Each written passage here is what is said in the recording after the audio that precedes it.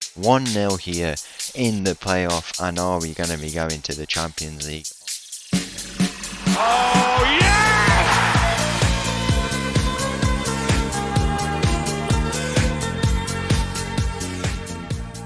Hello and welcome back to another episode as part of the Corners of Europe Challenge, and welcome back to Shakhtar, where today we have two games coming up, both against our playoff opponent. We're playing against Cracovia. They are a Polish team who last season, if we go and take a look, they won the league actually. They won the league. So a team who, from as far as I can see, only have finished third in recent times. They managed to win the league. We're going to be playing against them today in the Champions League playoff. The chance to go and qualify for that league phase with a range of teams. You know, so many big clubs who are going to play in this. It's going to be a great competition to go in and enter at. But yeah, Tromsø are there. They've already qualified. The one representative from Norway automatically going through, but we want to go and qualify for ourselves today, and that's what we are going to try and do. So far in our season, we've won every single game. After that Veres win, we got a 1-0 win against Vorskla, a win in the Super Cup final, so we picked up our first trophy already against Dnipro. After that, a 5-0 win against Dynamo Kiev. All of the goals coming in the first half, and then after that a 4-0 win away from home in the second half. Despite a red card in the first half, we are starting to find our feet and put in some very, very good performances. Two games coming up today. Let's go straight into it against Cracovia. So the team for this game against Cracovia, not the exact team I want just yet, but it's starting to get there, a few injuries, suspension, stuff like that, but we should be there by possibly even the next game. The team starts with Levitsky in goal, backline of Popov, Antonov, Fedorov and Azevedo, Parente Indoor and Sidaikov in the middle. We've got Rusakov on the left, Shevchenko making his debut on the channel on the left, and Kuzminik up top. Kick off here in our playoff against Cracovia, the first leg away from home. Hopefully we can come away with a result. I said last episode there is players who've been at Shakhtar Donetsk and have left, like they've developed in this club. Players like Douglas Costa has been there, Mkhitaryan, Willian, Fernandinho, Fred is another one as well. Loads of different players have been here and have gone on to develop and be some very, very, big players. I think that's what's important. We have to make the most of that. We find ourselves on the ball down this right side square ball. Sidaikov is there. 1-0 here in the playoff, and are we going to be going to the Champions League on first try? It's a lovely finish from Sidaikov, our captain. I want to say, yeah, he is our captain. Real key player for us in the midfield. He makes it 1-0. It's the debut for Shevchenko today. Now, one thing I've realised is that my mentality on wingers is really weird. I like to play the wing backs, and then I always go with inverted wingers. I realise that I do it quite a lot. Now, the reason I do that is because I think traditional centre forward play, playing balls in for your centre forward to win, I don't think it's the way to go anymore. I do like a tall striker, but I think it's the fullback's job. And if you can have the fullbacks doing that and then utilise the inverted wingers getting in, making shots, then I think it's good. Now Shevchenko is a left footer, but he plays on the left side. He can play inverted wing, but I've never really done it before, but I'm going to retrain him as a right winger to see how he does playing in that position. He has got an absolute shot on him, so powerful.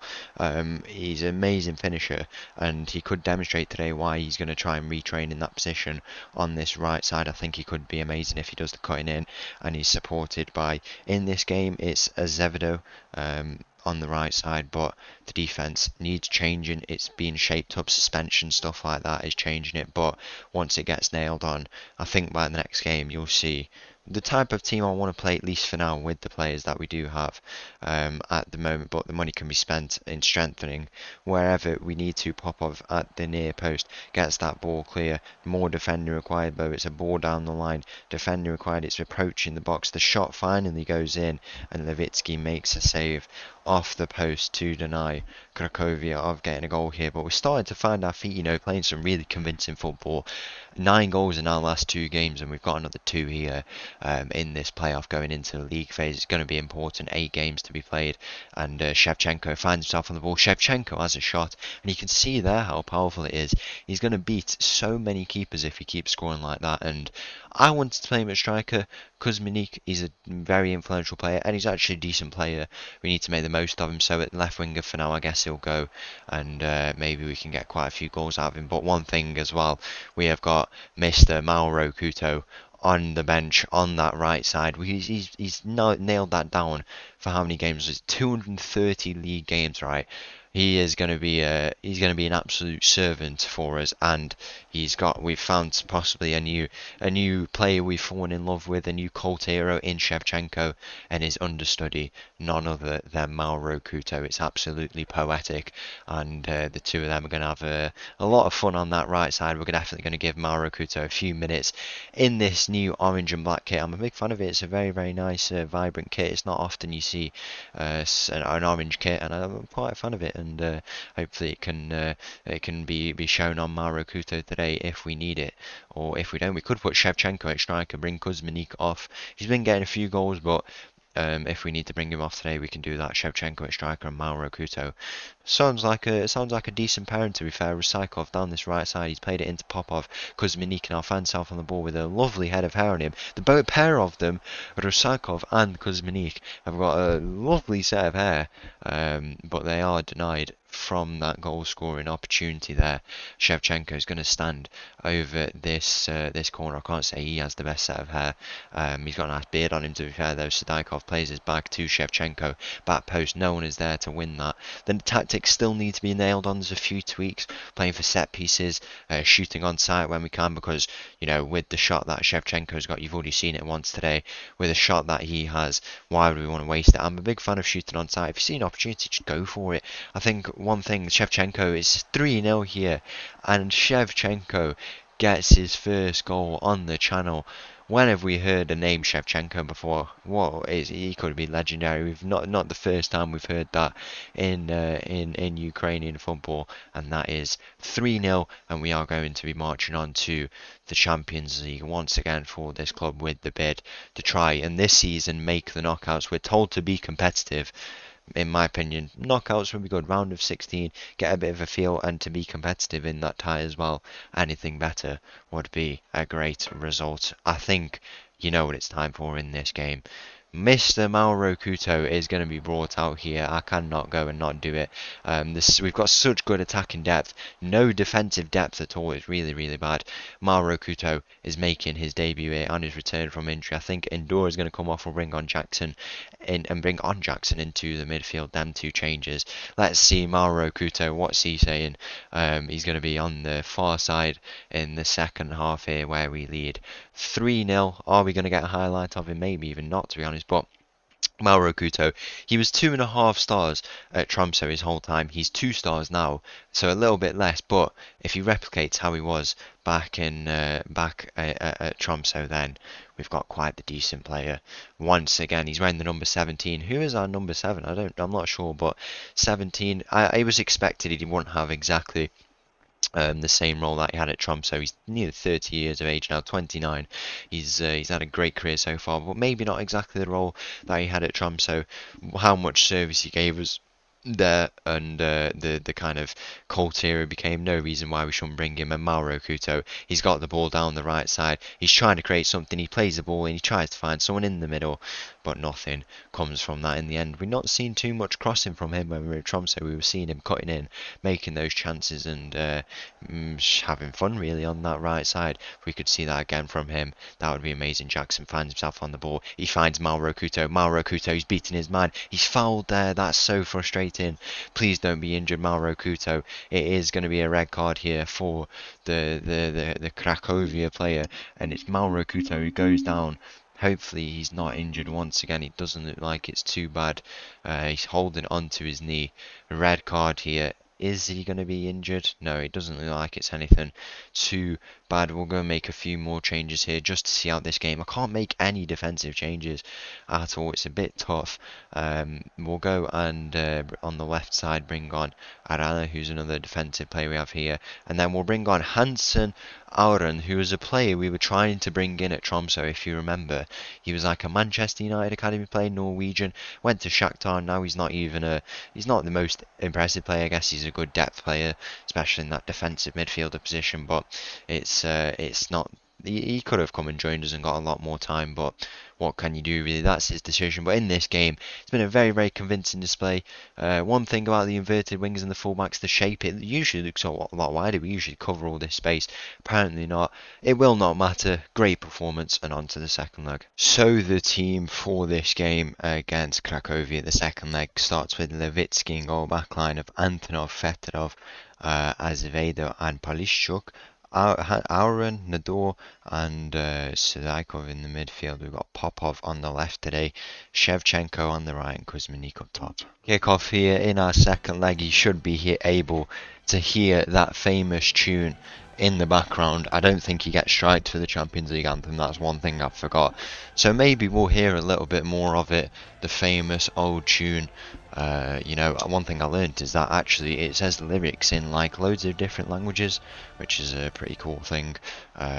We are going to try and secure our place in the Champions League in this game. We've had our first loss in our time here in Shakhtar. I think we got a bit hard done by. I think we got FM'd.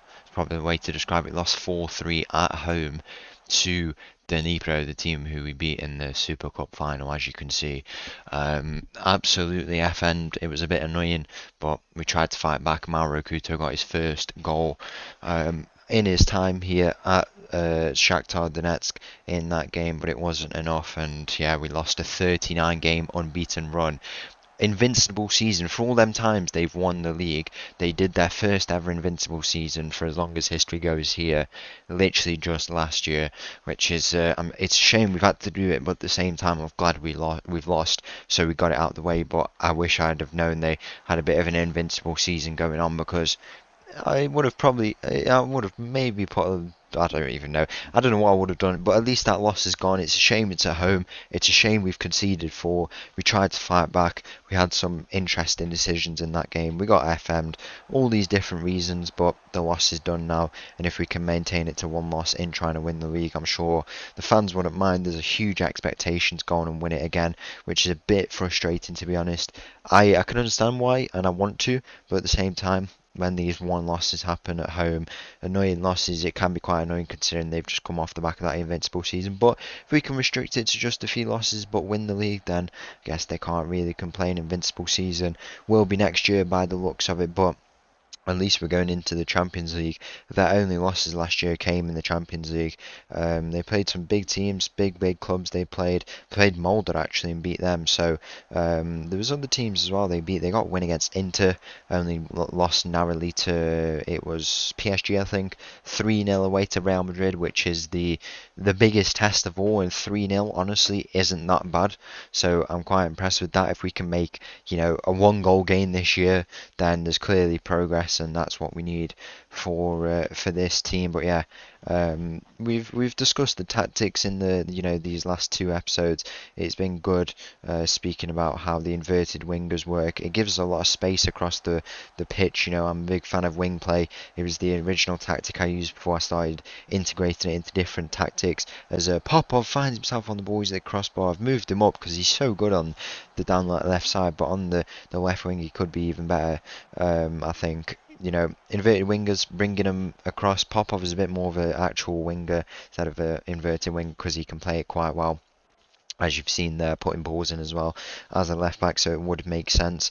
But yeah, the inverted wing backs, it covers a lot of ground because you obviously got the full backs out wide, but then the wingers tuck in, and then your striker, your midfielders, and your centre backs kind of all hold that middle ground. Shooting on sight is one thing I've kept because I'm a fan. I just want to keep flair play. One thing I've always said in my tactics is I hate how a lot of modern tactics remove the amount of flair and talent and character in a lot of players, and I don't want to do that, especially when you've got so many talents here at this club. It would be just silly to do that, and you might let them have a shot, let them have that attempt on goal, because it works with so many different. It works with Real Madrid, for example. They do it. They allow their players a bit more freedom freedom, and you see remarkable goals from them, and it makes sense why you see the goals from them, because they're allowed to do that. They're given that freedom, and that's at the same time why they are a 15-time Champions League winner.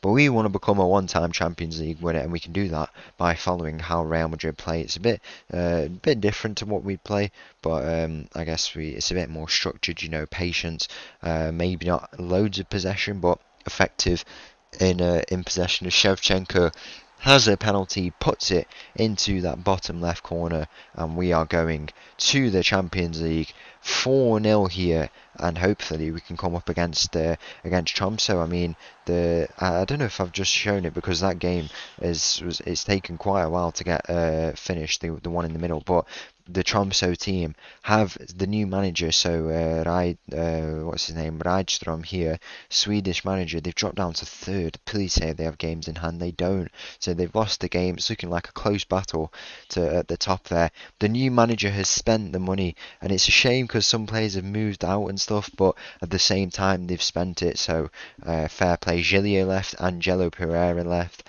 Mauro Couto's obviously come with us, and we were going to sign Felipe actually as the goalkeeper, backup goalkeeper. Doesn't look like will, but as you can see, 20 million spent. They're still on a profit, which is so impressive. Loads of players they brought in. That's no, that I thought it wasn't, but it's nice to see them spent the money, and hopefully the new manager can build a team similar to what we did. For all the good stuff we did, the one thing I've always said, I cannot do transfers. I mean, maybe I didn't do it because I didn't want to at the end, but we've got 130 million here. I don't know when I'll spend it. I don't know, to be honest, but we'll have to see. There's definitely things I want to do, improvements I want to make, and lots of wonder kids we need to spend our money on, but we're focused here and now. Pretty much a full strength side today. A few changes in the midfield, but defence, looking and bringing in a new centre back. But apart from that, very good. 4 XG, 1 goal. That loss was a bit of a, I don't know what happened, but we've bounced back, and the full-time whistle goes, and it's going to be the Champions League for the first time next episode. So there you have it, a great few opening days here in Shakhtar Donetsk. We are through to the Champions League, and we're going to take a look at the teams who've been drawn against. So Stuttgart, nice game there away from home. We're going to Vitoria away from home, an old opposition of ours. Man United are coming to us. We're going away to Napoli, at home against Randers from Denmark, at home against Atletico Madrid, away to RB Leipzig, and then Bayern Munich are coming up to us. So there's some decent away legs, 2 Germans, 1 Portugal, and 1 in Italy, but some big teams. Bayern Munich, Atletico Madrid, Man United are all coming to visit us at the Donbass Arena. So once again, thank you for watching. If you did enjoy that video, please make sure to leave a like and subscribe. I'll leave you with this little tune, and I'll see you again tomorrow. Thank you, bye.